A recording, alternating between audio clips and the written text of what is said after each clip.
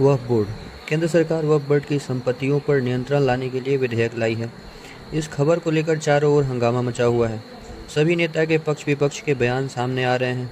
इन बयानों को सुनने का समझने से पहले हमें ये जानना होगा कि वक्फ बोर्ड क्या है कि वक्फ बोर्ड होता क्या है।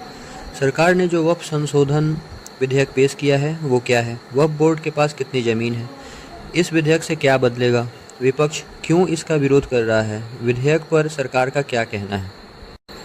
साल 1954 में पहली बार वक्फ एक्ट बना। इसी के तहत वक्फ बोर्ड का जन्म भी हुआ। इसी कानून का मकसद वक्फ से जुड़े कामकाज को सरल बनाना था। एक्ट में वक्फ की संपत्ति पर दावे और रख रखाव तक का प्रावधान है। 1955 में पहला संशोधन किया गया। 1995 में एक नया वक्फ बोर्ड अधिनियम बना। इसके तहत हर राज्य केंद्र शासित प्रदेश में वक्फ बोर्ड बनाने की अनुमति दी गई। साल 2013 में इसमें संशोधन किया गया था। वक्फ बोर्ड के बारे में समझने से पहले हमें यह जानना जरूरी है कि वक्फ क्या है। वक्फ अरबी भाषा का शब्द है। इसका अर्थ खुदा के नाम पर अर्पित वस्तु या परोपकार के लिए दिया गया धन होता है। इसमें चल और अचल संपत्ति को शामिल किया जाता है। कोई भी मुस्लिम अपनी संपत्ति को वक्फ में दान कर सकता है। कोई भी संपत्ति वक्फ घोषित होने के बाद गैर हस्तांतरणीय हो जाती है, मतलब कि आप उसके बाद उस जमीन को हस्तांतरण नहीं कर सकते हैं। और जो मुस्लिम व्यक्ति वक्फ करता है वो वाकिफ कहलाता है।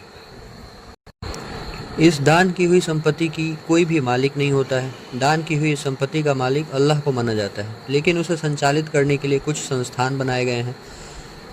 देश में 8 लाख से ज़्यादा वक्फ की संपत्तियां हैं। वक्फ की संपत्ति का संचालन करने के लिए वक्फ बोर्ड होते हैं। ये स्थानीय और राज्य स्तर पर बने होते हैं। उत्तर प्रदेश, बिहार जैसे राज्यों में अलग अलग शिया और सुन्नी वक्फ बोर्ड भी हैं। राज्य स्तर पर बने वक्फ बोर्ड इन वक्फ की संपत्ति का ध्यान रखते हैं। संपत्तियों का रख रखाव, उनसे आने वाली आय आदि का ध्यान रखा जाता है। केंद्रीय स्तर पर सेंट्रल वक्फ काउंसिल राज्यों के वक्फ बोर्ड को दिशा निर्देश देने का काम करती है। देश में बने कब्रिस्तान वक्फ भूमि का हिस्सा होते हैं। देश के सभी कब्रिस्तान का रख रखाव वक्फ ही करते हैं। देश भर में करीब 30 स्थापित संगठन हैं जो उस राज्य या केंद्र शासित प्रदेश में वक्फ संपत्तियों का प्रबंधन करते हैं। इन्हीं संगठनों को वक्फ बोर्ड के नाम से जाना जाता है। भारत में 30 वक्फ बोर्ड हैं, जिनमें से अधिकांश के मुख्यालय राज्यों के राजधानी में है। सभी वक्फ बोर्ड अधिनियम 1995 के तहत काम करते हैं।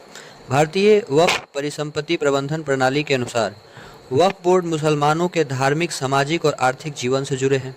वे न केवल मस्जिदों, दरगाहों, कब्रिस्तानों आदि की मदद कर रहे हैं, बल्कि उनमें से कई स्कूल, कॉलेज, अस्पताल, डिस्पेंसरी और मुसाफिर खानों का भी सहायता करते हैं, जो सामाजिक कल्याण के लिए बने हैं। देश की आज़ादी के बाद 1954 वक्फ की संपत्ति और उसके रख रखाव के लिए वक्फ एक्ट 1954 बना। 1995 में इस कुछ बदलाव किए गए। इसके बाद 2013 में इस एक्ट में कुछ और संशोधन किए गए। इसके मुताबिक राज्य वक्फ बोर्ड एक सर्वे कमिश्नर की नियुक्ति करेगा। सर्वे कमिश्नर राज्य में वक्फ की सभी संपत्तियों का लेखा जोखा करेगा, उसे दर्ज करेगा। गवाहों को बुलाना, किसी विवाद की स्थिति में उसका निपटारा करना सर्वे कमिश्नर ही करता है। इसके लिए सर्वे कमिश्नर का एक ऑफिस होता है। इसमें कई सर्वेयर होते हैं जो इस काम को करते हैं। स्थानीय स्तर पर वक्फ की संपत्ति की देखभाल करने वाले को मुतवल्ली कहते हैं। इसकी नियुक्ति राज्य वक्फ बोर्ड करता है। सरकार ने तो अब जानते हैं कि वक्फ कैसे किया जाता है। वक्फ करने के अलग अलग किसी व्यक्ति के पास एक से अधिक मकान है या संपत्ति है और वह उनमें से अलग अलग तरीके से दान करना चाहता है। जैसे वह अपनी वसीयत में एक मकान को वक्फ के लिए दान करने के बारे में लिख सकता है। एक को वक्फ करना चाहता है तो ऐसे में उस मकान को के संबंधित व्यक्ति की मौत के बाद उसका परिवार उस संपत्ति या उस मकान का इस्तेमाल नहीं कर सकेगा। उसे वक्फ की संपत्ति का संचालन करने वाली संस्था आगे सामाजिक कार्य में इस्तेमाल करेगी। इसी तरह शेयर से लेकर घर, मकान, किताब से लेकर कैश तक वक्फ किया जा सकता है। कोई भी मुस्लिम व्यक्ति जो 18 साल से अधिक उम्र का है वह अपने नाम की किसी भी संपत्ति को वक्फ कर सकता है। वक्फ की गई संपत्ति पर उसका परिवार या कोई दूसरा शख्स दावा नहीं कर सकता। संसद में 8 अगस्त 2024 को एक संशोधन विधेयक पेश किया गया। कांग्रेस और सपा समेत कई विपक्षी दलों ने इस विधेयक का विरोध किया। वहीं सरकार का कहना है कि इस विधेयक के जरिए वक्फ बोर्ड को मिली असीमित शक्तियों पर अंकुश लगाकर बेहतर और पारदर्शी तरीके से प्रबंधन किया जाएगा। सरकार ने इसे संयुक्त संसदीय समिति जेपीसी के पास भेजने की सिफारिश की है। तो जानते हैं सरकार ने जो वक्फ संशोधन विधेयक पेश किया है वो क्या है। पिछले कई दिनों से चर्चा थी कि सरकार संसद में वक्फ बोर्ड में संसाधन से जुड़ा विधेयक पेश कर सकती है। केंद्रीय अल्पसंख्यक मामलों में मंत्री किरेन रिजिजू ने 8 अगस्त को लोकसभा में वक्फ विधेयक संशोधन 2024 और मुसलमान वक्फ विधेयक निरसन 2024 पेश किया। 40 से अधिक संशोधनों के साथ वक्फ विधेयक में मौजूदा वक्फ अधिनियम कई भागों को खत्म करने का प्रस्ताव है। इसके अलावा विधेयक के वर्तमान अधिनियम में दूरगामी परिवर्तन की बात कही गई है। इसमें केंद्रीय और राज्य वक्फ बोर्ड में मुस्लिम महिलाओं का प्रतिनिधित्व सुनिश्चित करना भी शामिल है। इसके साथ ही किसी भी धर्म के लोग इसकी कमेटियों के सदस्य हो सकते हैं। अधिनियम में आखिरी बार 2013 में संशोधन किया गया था। पहले इनके कमेटी में सिर्फ मुस्लिम ही सदस्य हो सकते थे, तो सबसे बड़ा बदलाव हम इसको कह सकते हैं। अब देखते हैं इस विधेयक से क्या बदलेगा। वक्फ अधिनियम 1995 की धारा 40 को हटाने का प्रस्ताव किया गया है इस विधेयक में। इसी धारा के तहत वक्फ बोर्ड को शक्तियाँ थी कि वह किसी संपत्ति के वक्फ संपत्ति होने का निर्णय ले सके। विधेयक में एक केंद्रीय पोर्टल और डेटाबेस के जरिए वक्फ संपत्तियों के पंजीकरण का प्रस्ताव है।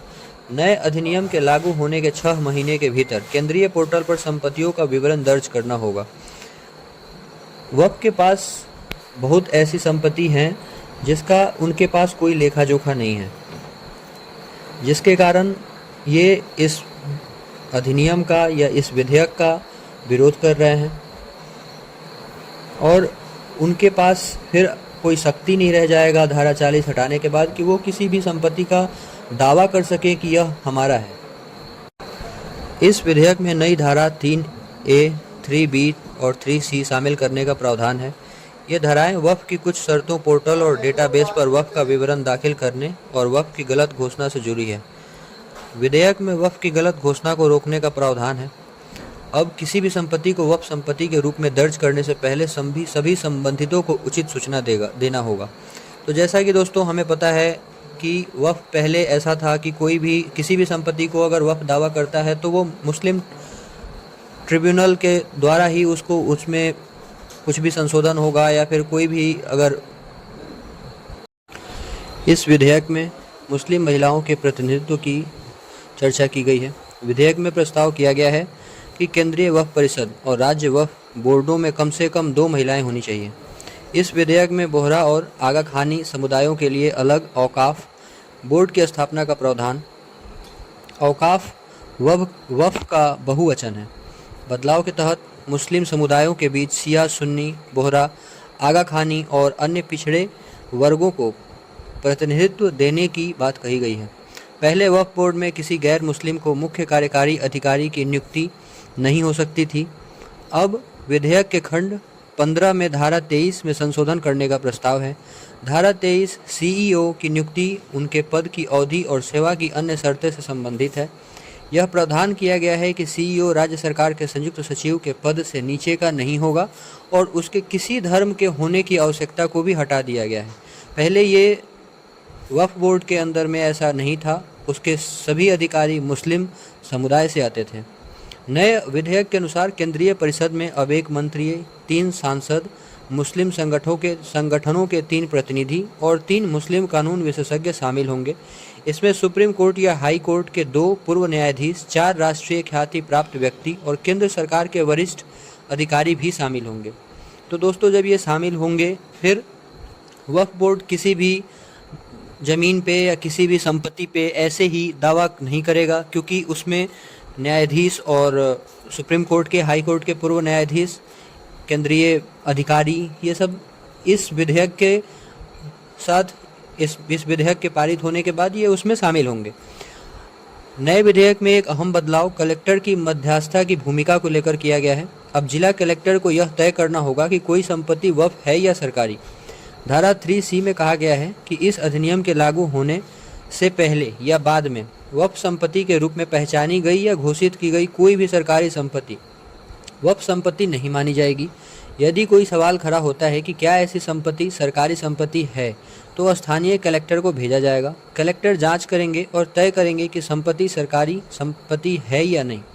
वह अपनी रिपोर्ट राज्य सरकार को सौंपेंगे। इनमें एक उपखंड भी तब तक वक्फ संपत्ति नहीं माना जाएगा या जोड़ा जाएगा कि ऐसी संपत्ति को जब तक कलेक्टर अपनी रिपोर्ट नहीं दे देते।